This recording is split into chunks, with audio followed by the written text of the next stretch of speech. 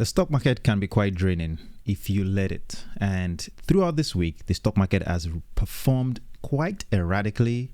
And if you do not take a hold of your emotions and you let it just drive your day to day feelings, well, it should literally ruin your day. Today, the stock market started out quite okay, as you can see from the graph. All right. The chart shows that it started, rose, and then fell drastically throughout the day, and then around midday started to rise and close slightly above the opening price. Now, this is something that you need to keep in mind. You have to remember that the stock market isn't a place for you to watch how it performs throughout the day. Your goal isn't to look at the stock market throughout the day. And I do that because I come on here to talk about these things. But if you are somebody that, you have this long-term approach to investing, then you don't have to do that at all. I have a long-term approach to investing as well. I would occasionally do what we would call swing trading, where you would go into the stock market, find opportunities, buy, and then when it's time to sell, you sell. But generally speaking, most of my investments are considered long-term, which means you set it and forget it and let it do its thing. Now, here's something that I would like to share with you that I think may inspire you or maybe encourage you and let you see that you are on the right path. Okay. It's very important because when you see articles like this, it lets you understand where to focus and what you can do. So look at this. Wealth creation is booming as multi-millionaire population jumps 5.2% in the US. The article, the key point, says the US is the top nation for the world's wealthy, a recent report finds. The second point, the number of multimillionaires worldwide jumped 4.4% in 2024, while the share of wealthy Americans with more than $10 million grew by 5.2%.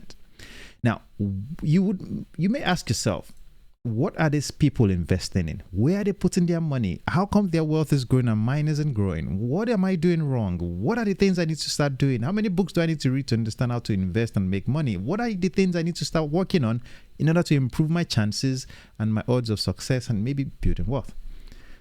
The answer is not far-fetched, because this is exactly what I talk about on this channel. You have to start with the basic things. You have to look at your income. You have to look at your expenses. I don't want to get into the topic of budgeting because, well, if you don't budget, you are likely going to find areas that you could save some money if you budget. And that's why it's important for you to take the time to look at your expenses on a regular basis. Trust me, you see that $5 recurring expense that you subscribe for something that you don't even use or think about on a day-to-day, well, that thing is costing you some money. That $5 that you don't consider important, well, if you add it up over the month, plus the other $2 that you spend, plus the other $10 that another company charges you, it's little, but by the time you add all these little expenses together in a month, you're seeing maybe $100, maybe $200, right? That gym membership that you signed up for that you're not using, and it's costing you $50 something per month, maybe $100 and something per month. And at the end of the day, guess what? When you add up all these fees, services, these things that you pay for that you're not using, what happens? Well, you have $250. If you multiply that times 10, you have $2,500. All right. And then you have another, maybe let's add another 7% interest on that, or 10% interest if you invested that money.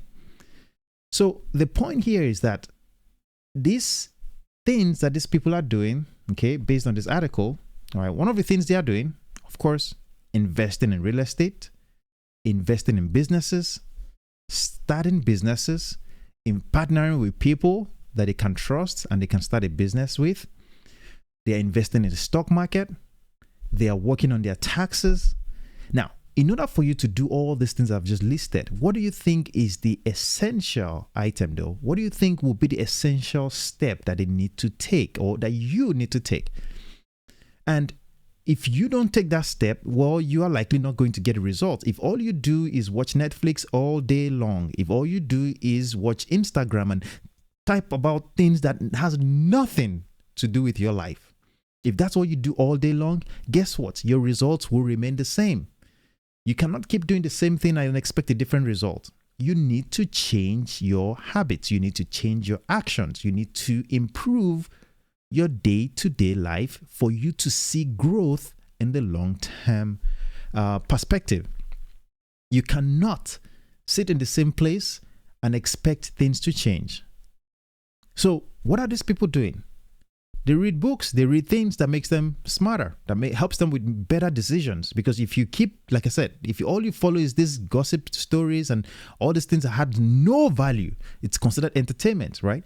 And it's okay to be entertained once in a while, but if it's something that accounts for the majority of your time, while you are able to, spend your own resource, in this case your time, your money, your energy is being used on these non-productive activities, guess what will happen? You wouldn't grow.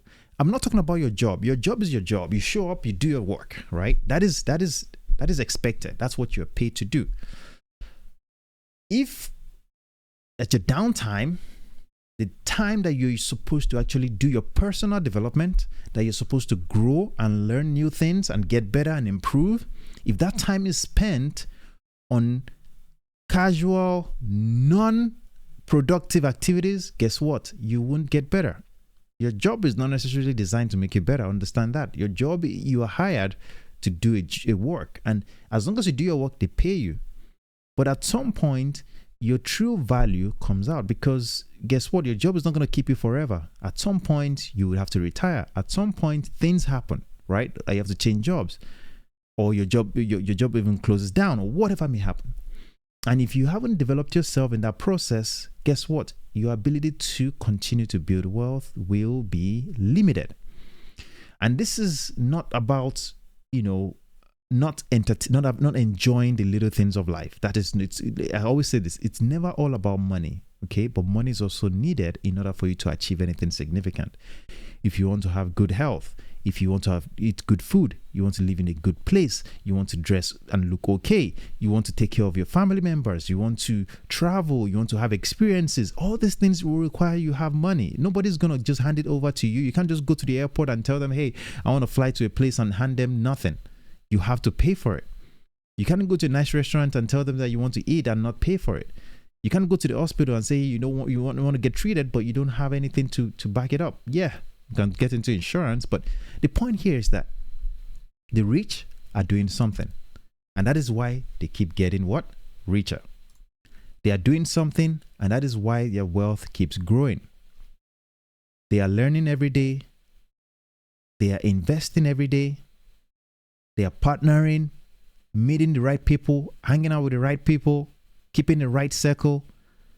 And guess what? It will show, because as time goes on, their wealth grows. They make more money. They do the best things that you wish you could do, right? And if you're not willing to make the sacrifice, if you're not willing to cut back on those expenses, if you're not willing to cut those unnecessary services that you're paying for, that you don't use, but you're so emotionally attached to them because you believe that, you need them, even though you don't, well, your results will not change. Your outcome will not change. You keep doing the same thing, you won't see any results. So, what are my recommendations for you? Start by changing your day-to-day activity. Spend less time on your Instagram and YouTube if it is not something that is adding value to you. Very important, because you can spend a whole day on YouTube especially and learn a ton. And I'm guessing you're watching this video on YouTube. So you can learn a ton on YouTube. So it's a great outlet, or social media, you want to call it. But if you are not using that information, if you walk away from this video and you do not invest, you don't invest $5, or you don't invest $10 in a book, or you don't invest in your education, or you don't invest in your future, then what is the point of this? You've just wasted time. I mean, especially if you've stayed to this point of the video. I hope you have, but if you have stayed up to this point, please drop a like on the video. It goes a long way. Let me know your thoughts in the comment section as well. Just say hi. It's good enough, just so you know. Because at the end of the day, my goal is to share the things I have learned and hopefully change the path that you are on.